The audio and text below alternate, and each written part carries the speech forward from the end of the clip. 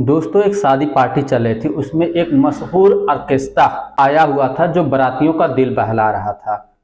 उस ऑर्केस्ट्रा में चार लड़कियां थीं।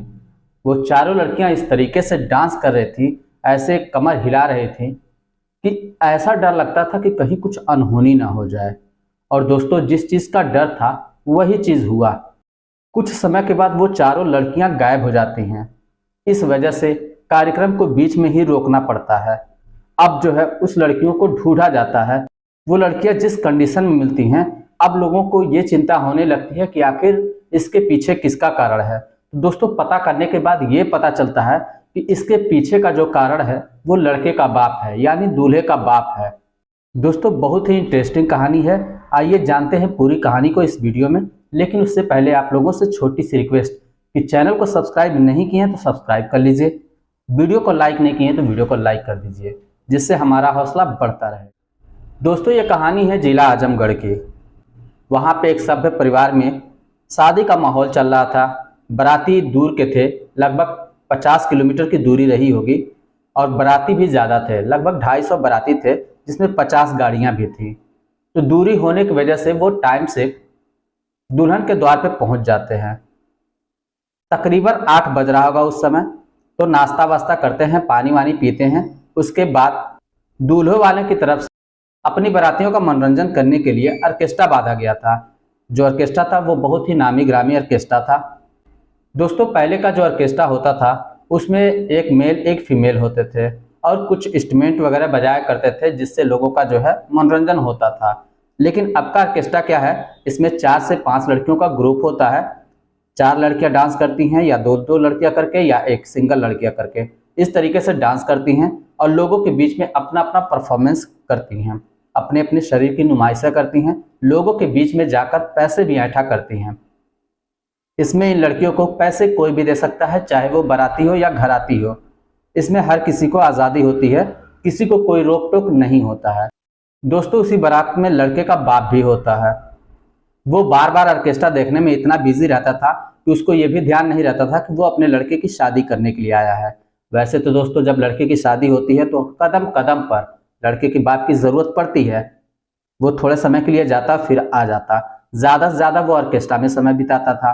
अब लड़के का जो चाचा था वो परेशान हो गया अपने बड़े भाई की हरकतों से, और वो अपने कुछ खास रिश्तेदारों को लेकर ऑर्केस्ट्रा में पहुंचा और वहां पे बोला कि भाई साहब आप ये क्या कर रहे हैं। मैं मानता हूँ आपकी उम्र है, लेकिन ये कोई जगह है ऑर्केस्ट्रा देखने की जहाँ पे आप ऑर्केस्ट्रा देख रहे हैं?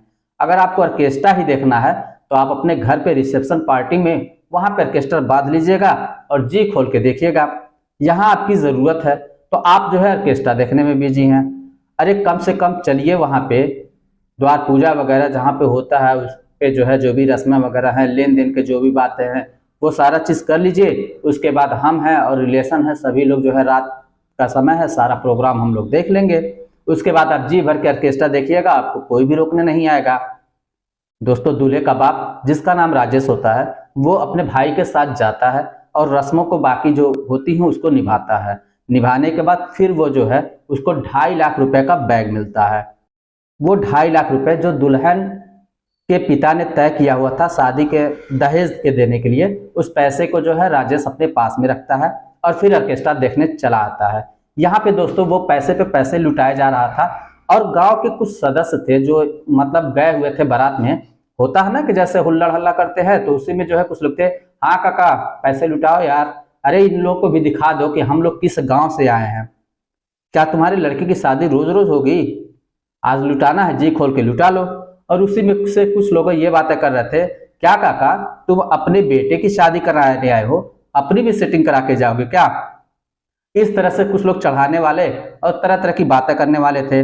और राजेश जो है, एक लड़की थी डांस कर रही थी, अच्छा परफॉर्मेंस कर रही थी, शक्ल सूरत में भी बहुत ज्यादा खूबसूरत थी, जिधर भी जाती थी उधर बवाल ही मचा देती थी। सब उसका परफॉर्मेंस देखने के लिए बेताब रहते थे। वो लड़की ही इतनी ज्यादा खूबसूरत थी कि जिसका कोई जवाब नहीं था। दोस्तों उस लड़की का नाम सोना होता है। उस लड़की को राजेश एक टक से निहारे जा रहा था और पैसे पे पैसे लुटाए जा रहा था। जब कुछ समय बीत जाता है तो आधे बाराती द्वार पूजा वगैरह में शामिल होने के चले जाते हैं और आधे बचते हैं जो ऑर्केस्ट्रा देखते होते हैं।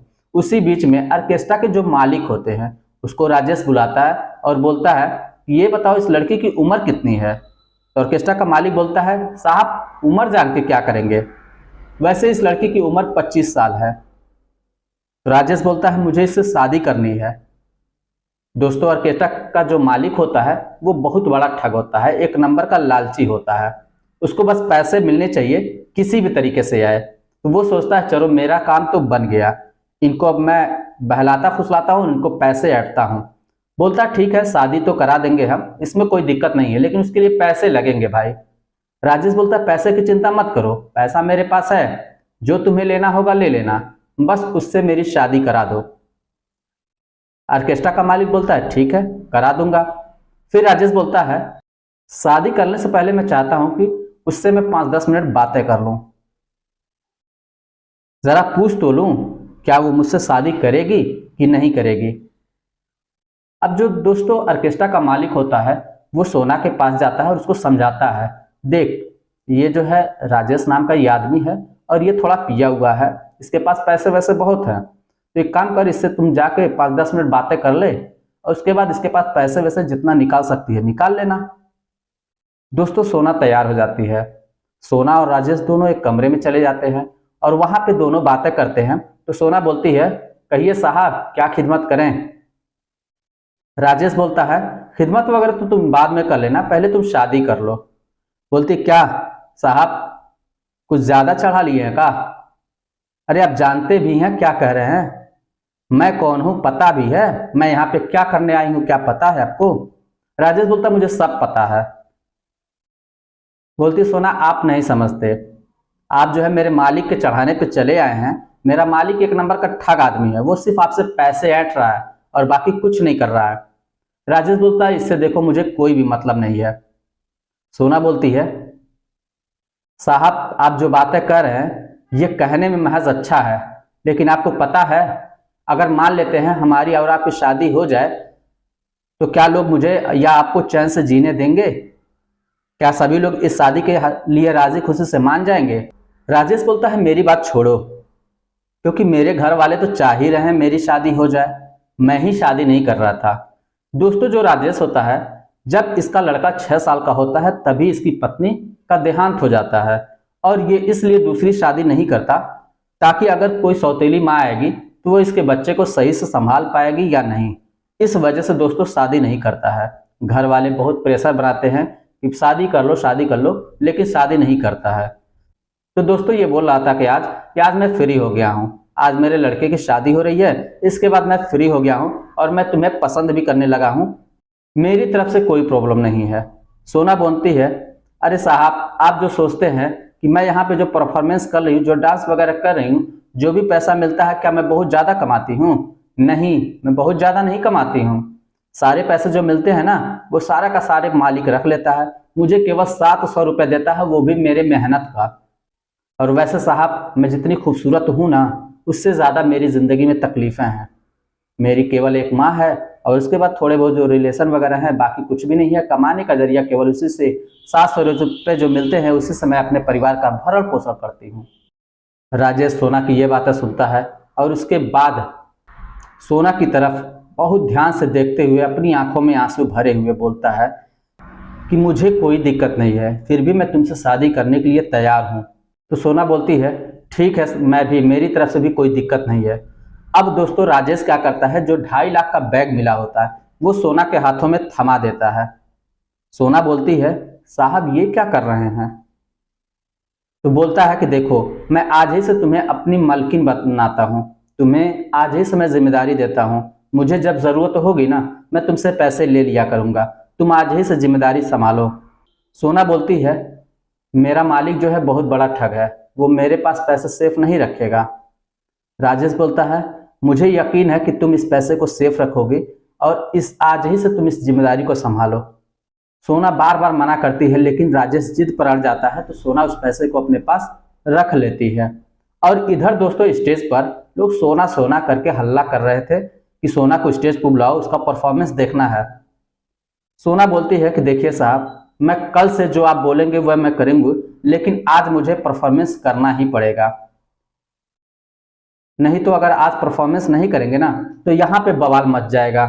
राजेश बोलता है उसकी चिंता तुम मत करो, मैं समझा बुझा लूंगा, मैं देख लूंगा।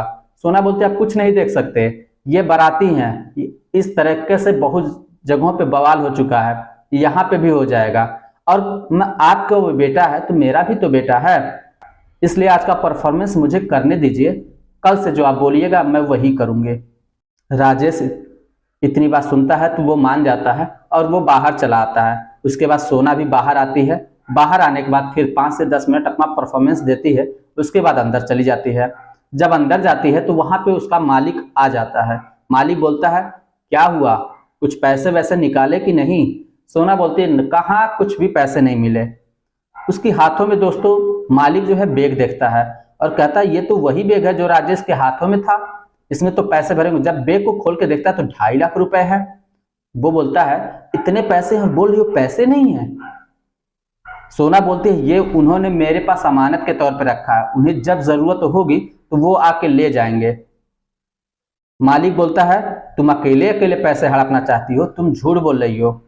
और ये बताओ ऑर्केस्ट्रा वाली के हाथ में जब पैसे आ जाते हैं तो आज तक किसी ने वापस किया है? होगा कुछ?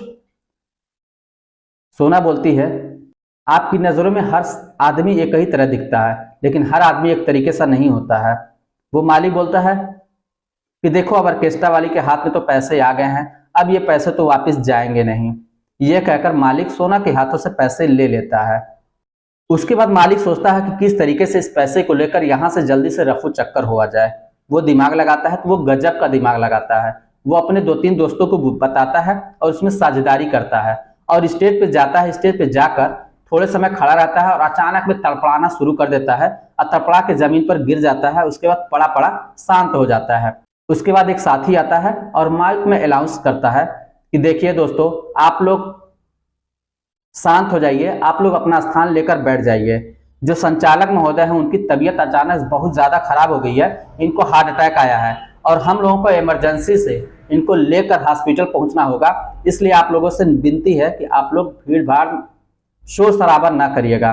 दोस्तों अब ऐसी हालत में कौन ऐसा होगा कि जो बवाल रचेगा? वो आनंद फानन में ऑर्केस्ट्रा संचालक को उठाते हैं और उसके बाद गाड़ी वगैरह पर लाते हैं, सभी लोग गाड़ी में भरते हैं। तब तक जो है मुश्किल से 100 कदम की दूरी रहा होगा जहां पे जो है लड़की का घर होता है। वहां पे खबर पहुंच जाती है कि ये जो है आनंद फानन में ये जो है तबीयत ऐसे ऐसे हुआ है और ये सब के सब निकल गए। अब राजेश ये बात सुनकर चौंक जाता है और वो चिंता में पड़ जाता है कि अरे वो मेरे पैसे भी ले गई। अब सोचने लगता है कि काटो तो खून नहीं, एकदम चेहरा लाल सा हो जाता है। वो अपनी सारी बात अपने भाई को बताता है। जो नजदीकी रिश्तेदार होते हैं वो भी सुनते हैं। तो वो सभी लोग कहते हैं अरे आपको यही करना था तो आज ही का दिन पड़ा था, आपको कुछ और नहीं सूझ रहा था, आप अपने लड़के की शादी करने आए हैं ना। तो राजेश बोलता है अब तो जो हो गया सो हो गया, मैं क्या कर सकता हूँ। हाँ एक काम कर सकते हैं, उस लड़की ने मुझे नंबर दिया था, वो नंबर मैं ट्राई करता हूँ। दोस्तों राजेश फोन लगाता है, सोना फोन उठा लेती है। फोन उठाने के बाद कुछ इस तरीके से लोकेशन बताती है कि वहां पे जो भी स्टाफ के लोग थे और ऑर्केस्ट्रा मालिक जो भी था उसको समझ में नहीं आता कि सोना सारी बातें बता रही है। उन्हें ये लग रहा था कि ये कहीं पे बातें कर रही है और सारी चीज बता देती है। और ये लोग राजेश, उसका भाई और कुछ नजदीकी रिश्तेदार जो होते हैं वो आनंद फानन में 4 पहिए गाड़ी पे बैठते हैं और फटाक दे जाकर लगभग क्योंकि 5 से 10 किलोमीटर की दूरी पे गए होंगे तो वहां पे जाकर सभी लोग धड़ाम से घेर लेते हैं। जब ऑर्केस्ट्रा मालिक की गाड़ी रुक जाती है तो सोना उस गाड़ी से उतरती है और दौड़कर राजेश के पास चली आती है। राजेश के पास आके कहती है मुझे माफ कर दो, मेरी कोई गलती नहीं है, सारा इस करा धराया इसका है, इसको देखो कुछ भी नहीं हुआ है, ये सिर्फ पैसे लेकर फरार होने का चक्कर था। अब कुछ लोग सोचते हैं कि इन लोगों को पकड़ो, अब बिना मारे छोड़ा नहीं जाएगा, लेकिन कुछ समझदार होते हैं, कहते हैं एक काम करो, पैसे तो मिल गए ना, इन लोगों को जाने दो, इन लोगों को बाद में निपटा जाएगा। पैसे ले लेते हैं और सभी को छोड़ देते हैं। सब जाने लगते हैं तो सोना भी जाने लगती है। जब सोना जाने लगती है तो राजेश बोलता है तुम कहाँ चली? तो सोना रोती हुई बोलती है कि क्या करूं साहब, ना मैं इधर की रही ना मैं उधर की रही। तो राजेश अपने पास बुलाता है। उसके बाद उसका भाई पूछता है कि क्या तुम इनसे शादी करोगी? सोना बोलती हाँ करूंगी। तो राजेश का भाई बोलता है ठीक है, ये शादी निपट जाने दो और रिसेप्शन में हम तुम लोगों की शादी बड़े धूमधाम से कर देंगे। इसके बाद दोस्तों सभी लोग गाड़ी में बैठकर वापिस आते हैं। रास्ते में राजेश और सोना में क्या बातें होती हैं ये कोई नहीं समझ पाता। इशारों इशारों में बातें करते करते यहाँ लड़की के द्वार पे चले आते हैं और सभी रीति रिवाज से शादी विवाह हो जाता है। उसके बाद घर पहुंचने के बाद रिसेप्शन जब होता है तो वहां पे सोना और राजेश की पूरे रीति रिवाज के साथ शादी हो जाती है और उसके बाद ये भी वैवाहिक जीवन हंसी खुशी से बिताने लगते हैं। तो दोस्तों आज की कहानी आपको कैसे लगी हमें कमेंट बॉक्स में जरूर बताइए। चलिए फिर मिलते हैं नेक्स्ट वीडियो में, तब तक के लिए जय हिंद।